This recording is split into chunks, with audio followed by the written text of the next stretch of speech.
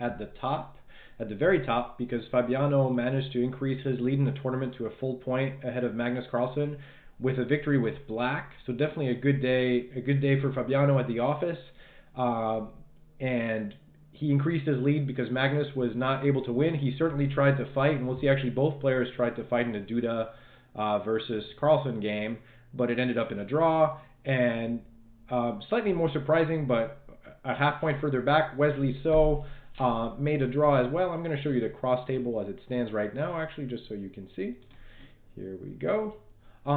So Fabiano in a clear lead, with just 2 games to go, and a full point ahead of Magnus. Wesley a half point back. Wesley today with the white pieces was playing Jeffrey Xiong. You would think that if he had some hopes of winning today's tournament, he would have tried to kind of really fight. However, it was probably the quickest draw in the tournament. I think they repeated moves around move 15 in a sharp. It's ironic that it wasn't a very sharp variation of the Najdorf Sicilian, which normally leads to kind of crazy positions, in an English attack. But I don't know if he was caught off guard or poorly prepared. Jeffrey did play a slightly unusual move order, but yeah, he just decided to make a quick draw against his compatriot from the United States. This happened in one other game too. The two Russians playing each other also made a quick draw, Vichugov and Dubov. But some interesting games at the top. We'll start with Fabiano because he is the sole leader, and at this point, actually, Magnus, gave an interview after his game, and always a fighter. He seemed a little bit deflated because, he said his chances to win the tournament are very slim at this point, which is true, although it's not. I think he was sounding a little more bleak than it truly is. I mean, of course, he probably needs to score at least 1.5 and hope that Fabiano trips up and loses one. But crazier things have happened. So let's take a look at some chess. So we're going to start with Fabiano's game. It's always hard to win with black unless white does something wrong in these super tournaments. Against these very, very strong players. In this game, white certainly did something wrong, and people always say that you need to have a little bit of luck to win these tournaments, and sometimes that just means like getting an opening that your opponent doesn't know as well, and this seemed to happen in this game. Even though Fabiano has played these variations of Ruy Lopez many times, so he actually talked about. So he plays this variation with Bishop C5. He's played this a lot. A lot of players actually. It's a fairly popular variation. It's very sharp. In fact, like some of the variations go to well into the end game. They're quite sharp and also quite narrow. There's not like 50 different ways to play at every move. It's somewhat narrow as we get further down the line. So, by the way, one of the things that people mention, which is a funny coincidence, is that because of the way the pairings were drawn, well, I guess when they do the drawing of lots, Magnus and Fabiano drew a number next to each other, and so as it turns out, Fabiano keeps playing the opponents that Magnus played in the previous round. So Magnus played against Kovalyov in the previous round. Now today it's Fabiano playing him, and so tomorrow Fabiano is playing against Duda, and that's the person against whom Magnus played today.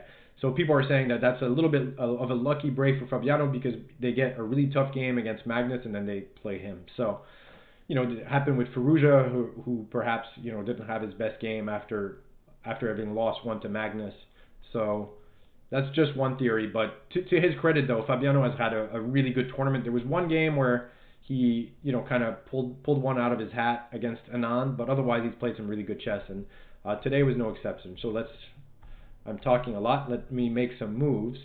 So this is all very, very well known. Black gives up a pawn but gets this pin on the knight, and it becomes difficult for white to defend the d4 pawn. By the way, just for those who are not familiar with the theory here, knight takes e4 can usually be met by bishop d5. That's the case in this variation, but also in a lot. This is a trick that's always good to remember. And it's relevant because in this position, white plays rook e1, this is a decent move. I mean, it's been played by Anand among many others, very strong players. So rook e1 is a decent move. However, as Fabiano said in the post-game interview, it looks like black kind of confused there. That white Kovalyov here kind of confused himself in the opening, because after bishop takes f3, g takes f3, knight h5, which is normal, he played f4. Now, it's been played before, but it just doesn't make as much sense, and we'll see. It's a little bit hard to understand why, just from looking at the position here. We'll show you why. But this f4 move is actually quite playable if instead of rook e1, we'll just back up a couple moves here. Instead of rook e1, if white plays bishop c2, then if black does the same thing. In this position, f4 is one of the main moves. The difference is that we'll go through it, but the bishop is less of a target on c2 than it is here. And finally, this bishop on b6 is hitting the f2 pawn, and having the rook on f1 is actually better than having the rook on e1. So those are two sort of course, then it just comes down to actual, you got to look at the lines and see what happens. So, but here, after rook e1, bishop takes f3, pawn takes f3, knight h5, white plays f4. Now, this is standard of this variation. We get this pawn structure, and it's sort of a double-edged sword here. White has a nice looking center, but black has a very, very safe king, while white's king is kind of out in the open. Of course, it's also an open file, so the rook can come to g1, but black will always have a move like g6 to kind of counter that. But this position, I think the theory is just that black is already doing very well. So he goes king h1 to sidestep potential checks, among other things, and black plays knight e7. The knight on c6 is not a good piece, so it needs to come to the king side, usually via g6. And the other thing is that black is preparing to open up the center. So, of course, black wants to undermine this very strong center that white has, and he doesn't have forever to do that. And this is what happens in this case. Now, white plays bishop c2. So already we see, compared to the variation where if you played bishop c2 instead of rook e1, then this would already be a much better version for white, because the rook is better placed on f1 and the bishop would already be here, so they could actually make a useful move. Knight g6. And now he plays b4. It's probably not forced, but it makes sense because there's this rook eyeing this. So it is certainly a useful move. However, the concrete nature of this position after c6, knight a3, c5, black has a very pleasant game. And amazingly, this is move 20 here. And white is about to make their 21st move. He's already been thinking forever here, Kovalyov, with white, which shows that he was really not well prepared. So this is just kind of an opening disaster from the white perspective. But here he already makes maybe the decisive series of little mistakes. He had two moves that looked like they kept things together. Probably the best one, and Fabiano mentioned this one in the post-game interview, was knight b5. And it's still a fairly complex position. I think black is probably to be preferred, but it's not obvious. I looked at a few things here. Either queen d7 is one move, but maybe the most natural is to take on b4, queen f6. And, I think the black position is preferable, if only because the king is much safer, so in practice it looks like it's going to be easier for black to play. But white is not without resources, and there's no immediate issue with their position. Queen d7 is sort of similar. So knight b5 was the right way to play. By the way, you can't really bail out. It seems like with their pawn structure, maybe white could just try to trade queens. Unfortunately, this position is actually surprisingly bad for white, like really bad.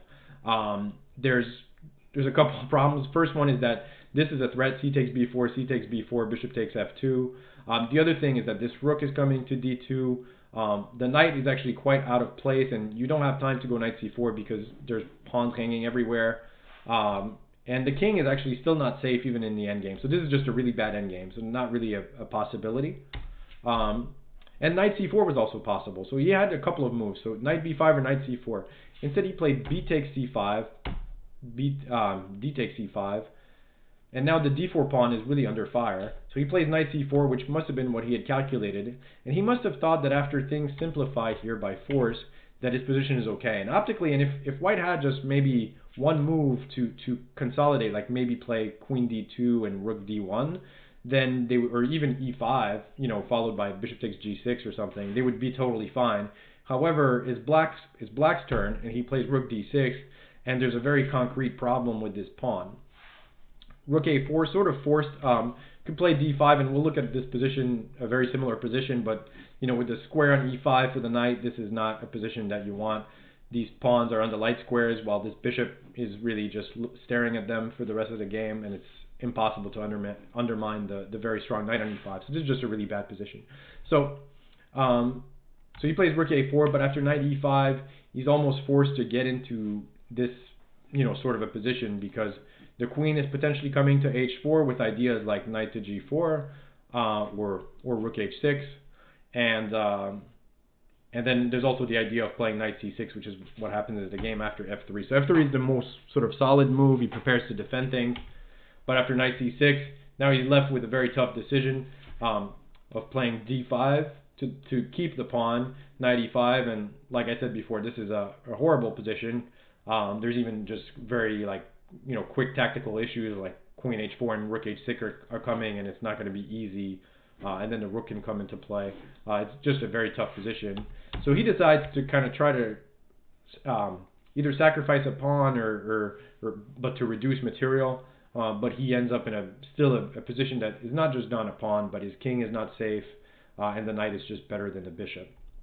Rook takes D4. By the way, here there's a couple of cute variations if White tries to simplify and win his pawn back. Bishop takes H7 was a possibility, not what happened in the game. King takes with the idea Queen C2, King G8, Queen takes C6. So the rook is still defended. However, there's the immediate tactical problem here. Queen H4 attacks the rook. Now the other idea is to play Rook D2. So if the rook moves, we'll play Rook D2. But let's take a look first at this. Check. Unfortunately, the rook is actually lost by force. If we go, well, King H1, there's Queen F1 mate. So King G1, there's Queen E3, the rook falls, or King H3 is not much better. Queen F1 check, and then we have Queen F2, or we're winning the rook again. So, and I'll just show you one more just because I found that variation cute. But if Rook G1, which is probably the other logical move, Rook D2, we're threatening mate on H2. The only defense is Rook G2. And now I'm gonna stop for just 1 second, just so you can see the variation, because I think it is a cute variation. Queen H3. I don't know if everybody found it. The idea being that we're threatening mate, obviously, and on rook takes, Queen F1 mate. This is a nice little finish. So after rook takes D4, swinging back here. White did not play Bishop H7. He just took on D4, and now he's down a pawn, and there's no compensation. And I'll just run quickly through the moves because it's not too interesting anymore. He managed to simplify it to one fewer pawn, but his rook being on H4 means he really has no chance to defend the king. So if the rook was on E1, for example, he would have some small chances to defend this position, probably still losing. But here it's just he just doesn't have time to defend everything. The game actually ended after Rook D2. Queen C1, Queen D4 is just my variation. We're threatening Rook D1, and then if Rook G1, just Queen F2, and it's completely winning. These checks are really nothing. You can run to H6, among other things. So, really nice game by Fabiano, but a little bit, it's rare that you get such an easy game with Black. He really was never, like he said in the interview, he was just playing chess, and he immediately got a better position, and then he won. So certainly can't blame him for that. Next, we're going to move to the game that Magnus played, because it was the other most relevant game for the standings in this tournament. So it starts with E4, E5, Knight F3, Knight C6, Bishop C4, Bishop C5. So Magnus has been playing mostly E5, I guess, in this tournament against E4. No Zveshnikov. And the move order here is actually kind of important.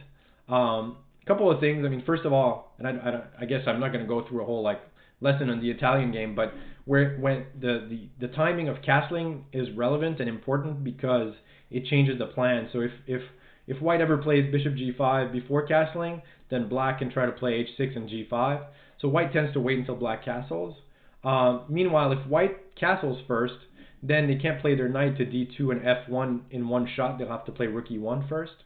And the other thing is that, in recent years, like all sorts of plans that involve a4, usually castles first and then a4, trying to grab space on the queen side, sometimes with b4, have been really popular. But in this game, white goes for a different plan, knight d2 first, which is actually an old plan. I used to play this back when I was in university.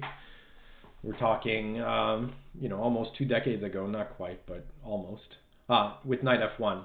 So sort of an old plan that at some point I thought had venom, then I decided it didn't. I'm not quite sure, with the new theory, what the status is, but I think black is generally okay here. So one of the things is that, white has spent two tempi, I guess I should say, bringing the knight to g3, but their rook is still on f1, which sometimes is better because they might play for f4 at some point, and they might play for d4, in which case a rook can be useful on e1, but in other plans it's not. So, and the knight, this is probably the best square for the knight to try to attack the king side. So, so bishop b3, rook e8, h3. At some point, bishop g4. If you ever want to play d4, bishop g4 is a problem, so h3 is a normal move. But the problem with this variation is that, black, because you've spent 3 moves bringing the knight to g3, the bishop e6 plan is quite good. And then if you don't want to play for a win here for white, then you can just play either rook e1 or bishop e3, and there have been a bunch of games with that, and it tends to be, because the bishop trade will happen at some point, it leads to more drawish positions. But Duda shows here that he was here, he's in it for a fight, and so bishop c2 is certainly not a bad move, but it's a fighting move. I do like black's positions after d5. I just have never really believed that. Well, in college at some point I did believe it, and then I stopped believing that white would ever really be better in these positions.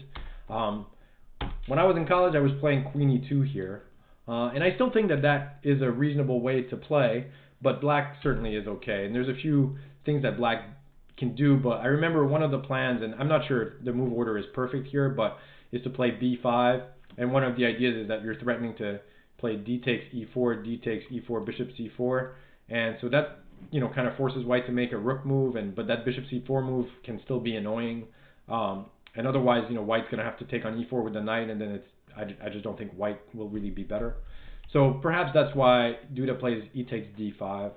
Now every capture is possible and reasonable. We're not going to look at all the moves because it's this would be a 1-hour show on just this game, but black makes reasonable moves, so does white here, and he goes for knight h4, queen e7, an interesting move, but again makes sense because you have to do something against knight f5, and here it brings the queen to f6. Now, however, we get to a really interesting point after queen f3. I remember I was listening to the stream with Jan-Krzysztof and Peter Zvidler, and they were talking about king h8 as being a very logical move. And I would be curious. I wish the interviewer had asked Magnus about this position, because here he makes of course white is threatening knight takes h6. Actually, sorry. On g6 he plays knight takes h6, and he has threats of, like, if the knight ever moves, to play knight takes h6, which is very common in these positions. Like, you see that all the time. But king h8 means that it's never going to be checked when you play knight takes h6, and it really prepares g6 with the same idea as in the game. Basically, after knight takes h6, you can trade queens, and the knight is misplaced. But of course, white doesn't take with check. So king h8 would have been a really interesting move, and I was wondering if maybe just because optically it looks like a dangerous move, maybe Magnus was afraid of rook e4, but it seems like the tactics just don't work, and it's fairly simple. So of course I don't doubt that Magnus could calculate this, but rook h4, bishop takes f5, and this would be good for white if not for, so for example, there's a few variations here, but rook takes h6, I think, yeah, we have to play not king g7 because there's knight h5 check, so we play king g8. And then on queen takes d5, there's issues with f2, so you can either play bishop takes f2, but I think even stronger is bishop takes d3, and there's like queen f2, queen g1 mate is a big problem. So it seems like rook e4, bishop takes f5. I mean, white has other ways to play here, but everything looks, quite good for black. So rook e4 is not really a move.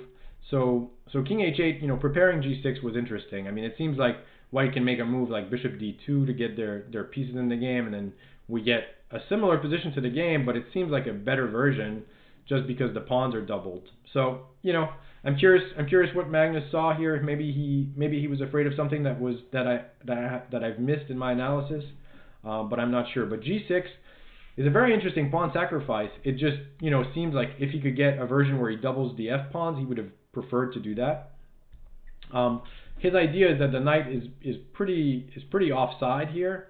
That being said, white has the strong move knight e4, which he played very quickly, and it's not so easy because if you take on e4, pawn takes e4, then the knight has a simple like escape square on g4, and it just doesn't look like black is ever going to have enough. I mean, I know Peter Zvidler was looking at these variations, knight g4, you can try to take, rook h4, but I think, it just isn't quite concrete enough, and, white has two bishops too, so even if they have to give a pawn back, it's probably going to be okay, but apparently even bishop d1, rook h8, and you can probably just run. This is not a fun endgame for black. So for that reason, after knight e4, Magnus doesn't take. He plays knight h7. And part of this, by the way, is it clearly seems like Magnus was trying to keep chances on the board. He was trying to win because because of the tournament situation, not because he doesn't respect Duda. I think from hearing Magnus in the past, I think he thinks of Duda as a very talented player. But I think he was just trying to keep chances on the board so that he could try to catch Fabiano. G4 here was certainly a big decision. It's easier with the computer, but I think h4 was probably a better move with the idea that when the knight comes to g5, pawn takes g5 is possible, and I didn't find a clear path to equality for black in this position. So that would certainly have been interesting to see what would happen on this move. But there's ideas like knight g5 and I looked at knight f6, but there's a lot of different moves. Knight f6 doesn't make so much sense because we just return. So maybe f5 instead of knight f6. But knight g5, knight takes. We can't take on h6, of course, because of knight e6. Pawn takes, and black has some compensation because the knight is far away. But I'm not entirely convinced that white is not at least a little bit better. I mean, if possible, maybe white will trade dark squared bishops and eventually play g3, f4, and the knight is offside, but it's actually it's doing something there. So I still would prefer to be white here. But he played g4, and after g4, it gets very sharp. f5, pawn takes, knight g3. This is kind of forced. f4, knight f5, and here Magnus plays a real fighting move and not an easy move to play. He plays king g6. In the chat, we were all kind of looking at king f6, which looks like it probably leads to a draw also. But king g6 is really a brave move because after d4, you're really walking into all these discovered checks. But I guess he simply could calculate that the fact that the knight is under attack means that white never has a knight move yet. They have to first move their knight and then move the other one. So he plays knight g5 here, threatening knight f3. King g2 sort of forced, and now bishop d5, king f1. And I think in most tournament situations here, Magnus would have taken a draw. And I don't know if he might have gotten a little bit overconfident because he actually missed. He said in the interview that he missed that after knight f3, rook d1, he could still repeat here with I believe there was a draw here. I think it's with bishop c4, or maybe it's actually knight h2 is knight h2 is the simplest one because king e2, bishop f3, and king g1 just knight f3 back, and that's just a draw. But here Magnus got maybe a little bit overconfident and decided to play rook d8, which is sort of a bold move when you have all these checks coming and you just bring the last piece in the game. I mean, admirable. But here after knight e7, check, king takes, knight d5. I think he actually just missed this sort of idea. And on rook takes d5, bishop e4 wins the piece back, and white is still up a pawn. And on pawn takes d4, there'll be bishop f4. It's just worse for black if rook takes d5. But Magnus again finds a very resourceful play. He takes on d4 and then d5. And here, even though he's down a pawn, he actually has quite good play. The e pawn is falling. Probably should be a draw, and it did end up being a draw. There were other lines, but I want to move along to the next game. So here, even though he's up a pawn, the bishop pair is too strong in combination with the h pawn that he decided that it was time to just bail. And here, like one way the game could end would be bishop takes c4, king takes f6, bishop d5, and opposite colored bishop. But unlike in the Anand game that we'll look at in a second, well, this one is just a draw. Before I move to the Anand game, which I'll go through after, I'll just show you a little bit of that game. I did want to show you our fantasy chess, which we've been doing for a little bit, for a couple of rounds here, and we're continuing with that new tradition, I guess I could say. So let me show you here our Tata Steel Fantasy Contest. You win a mug. I actually have one. I've been drinking a lot of coffee because my 1-year-old daughter keeps waking up at 4 in the morning. So I've needed a lot of coffee to keep myself going until these after shows. And but anyway, try your hand at the fantasy contest. We have a lot of questions. Some are as simple as who's going to win, but obviously the favorite, is there are odds embedded. So if you always pick Magnus to win, you're not going to get that many points for those results. But anyway, I encourage you to participate, win a mug, and yeah, that's that. So let's go back. Let's go back to the chess here. So I'm going to go quickly through the Anand game because I thought it was interesting, especially from the opening perspective. So it starts, and this, by the way, is unfortunately Ali Reza's third loss in a row. So he had a monster tournament at the beginning and now just got on a little bit of a bad roll. He's continuing to play very aggressively. So in this game, he plays this f3 with a3 variation of the Nimzo, sort of a hybrid same-ish. If you want to learn this opening for white, you've got to look at the games of Grandmaster Sergei Volkov, who's been playing it for his entire career, like probably definitely over 20 years now. There's quite a bit of theory in all these variations, but Anand chooses the bishop e7 line. There's also bishop takes c3 lines. And now e4, pawn takes, and Anand plays c5, which he had prepared, and c5 is an interesting move. It's sort of new.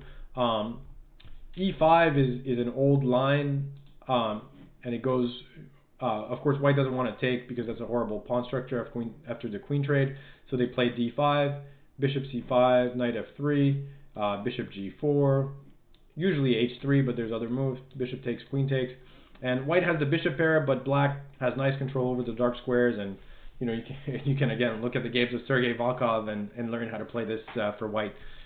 But anyway, c5 is sort of a new and kind of complicated line that was played by Sergei Karyakin recently. And yeah, so there's two moves here for white. So d5 is the most obvious and was played, I believe, in this Wesley So against Karyakin game. And there are some interesting variations. I'll just show you one because it's a fun one. Pawn takes d5. It's also possible to castle first for black. And now e5. Sorry, actually, the line I wanted to show you starts with castling instead of e takes d5. E takes d5 is also playable. Knight f3, e takes d5, e5. So this I looked at for a little bit because it's just kind of a fascinating line. I'm not sure. I think it's relevant to the theory actually, so it is worth looking at. But after knight fd7, c takes d5, this looks like it's going to be horrible for black. You have d6 is a threat, bishop h4, g3 winning a bishop.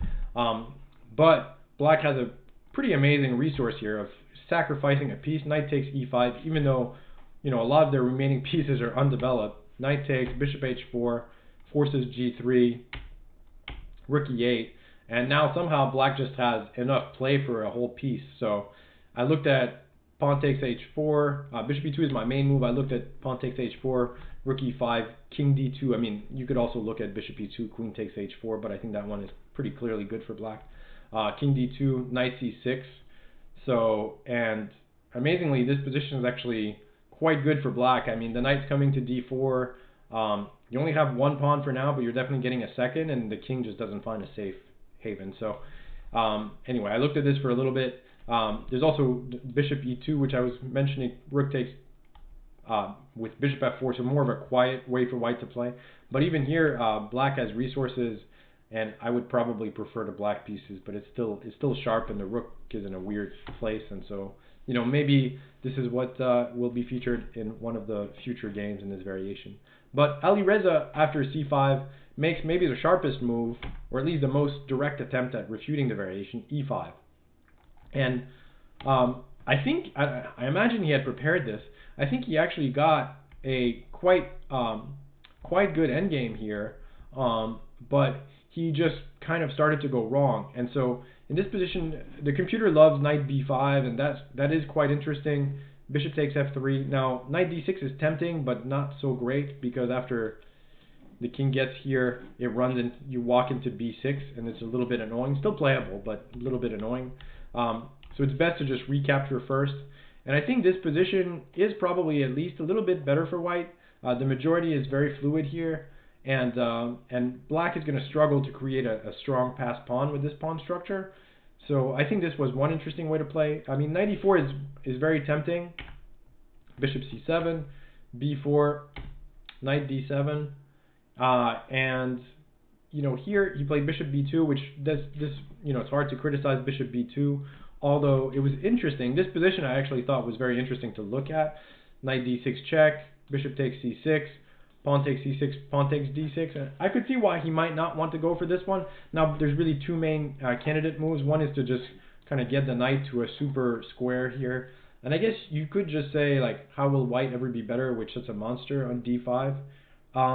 But I think it's just super sharp, and I'm not too sure who is better. But I guess, certainly white might feel like it's dangerous because the knight is such a strong piece. But on the other hand, you have a monster on d6, so that would have been interesting. But he played bishop b2, which I think is fine. Knight e5. Castle's long, which is definitely a reasonable move. Knight takes f3, and I think here is where he started to really lose control. It would have been interesting. First of all, he could play bishop c1, and I think white will never be worse, put it that way, in these positions. But also, I think b5 was interesting. This position is complicated. I'm not sure that white is better here, but it's definitely playable, and I don't think white can really be worse. I don't know. It might just be equal.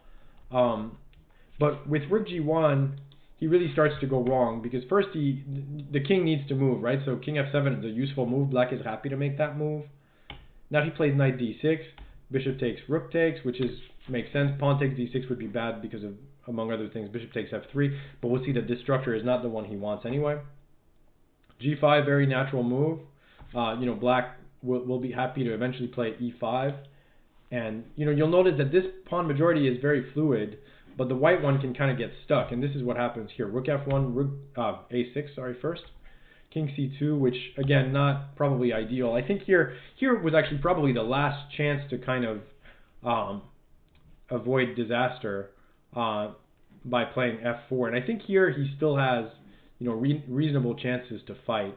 And actually, even on the next move, so he plays king c2, rook d8.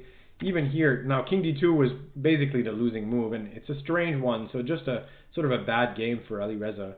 And here I think f4 was still not so bad, g4, and here at least you have a chance to contain this majority, because it's not going to be so easy for black to get two pass pawns. They'll be able to get one, by pushing the h pawn, but they're not going to get two, because in the game after king d2, I think he just underestimated this structure.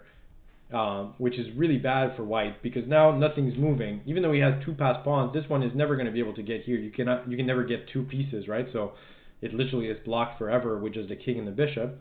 You can hardly ever get to play a4, and even if you do, you'll never get b5. So it's really just a bad position. Black would have even a plan like this: rook g8 to g6 to h6, but they also have other plans like just pushing the h pawn. But finally, Anand actually makes a very instructive move here, and this is probably the main reason why I wanted to show this game, is the move b6. Very counterintuitive, because you go from having one pass pawn to letting white have two pass pawns after you take on c5. However, the fact is that opening the b file is even more important, and if c takes b6, which is what happens in the game after inserting h4, h6, and taking on g5, so these two pawns, the h pawns, get traded. Black plays rook b8, takes the pawn on b6, and this guy's days are numbered. And then basically, eventually, Black will get two pass pawns and probably win a piece. So it's I think even all the endgames, we'll take a look here. Even all the endgames without rooks here would probably be losing, especially if you get maybe the pawn to a4, because yeah, the two passers will just win normally if there's more material when you have opposite colored bishops. So, and if he didn't take, let's say, I don't know, made a move like bishop c3, then we can play b takes c5, b takes c5, rook b8. The rook is coming to b3, and just again a tough position, probably just completely losing. So, really instructive game, and I'll just show you quickly what happened after c takes b6, rook b8.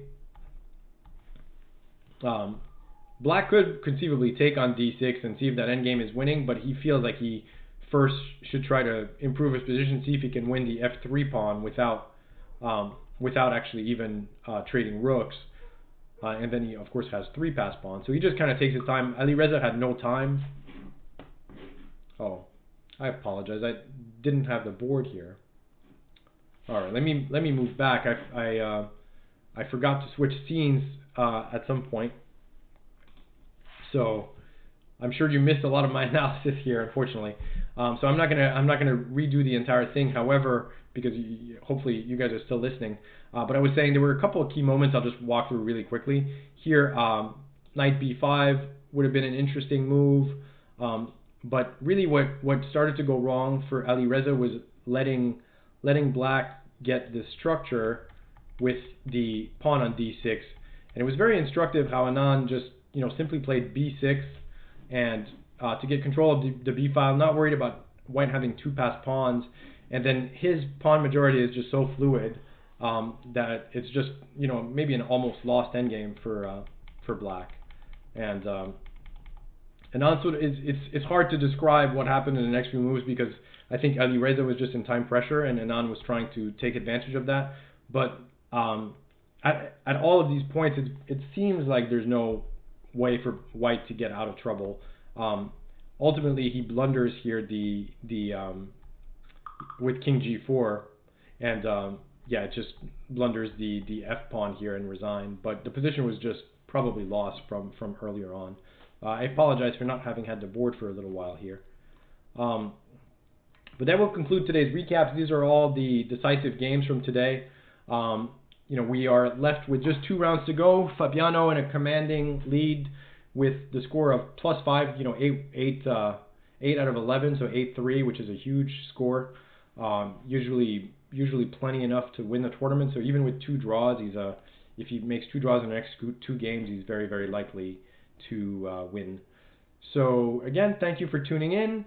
I'm going to leave you with 2 things here. First of all, there is a free course available on Chessable. Chessable is a company that's part of the Chess24 umbrella, featuring their proprietary move trainer. They have a bunch of videos, including one with Jan-Krzysztof, of course, a very, very solid repertoire that Anish Giri has praised already on Twitter, featuring e4, e5. So check out Chessable. And then on Chess24, either available as a paid course, you can learn from Magnus Carlsen himself about attacking without sacrificing, or you can simply have access to it for free if you are a premium member, in which case you also get all of our broadcasts, banter, blitzes, and all the other good stuff. And we do have a discount code going on right now for a premium membership. So on to that, I will speak to you guys again tomorrow evening. Have a great night, and yeah, see you tomorrow.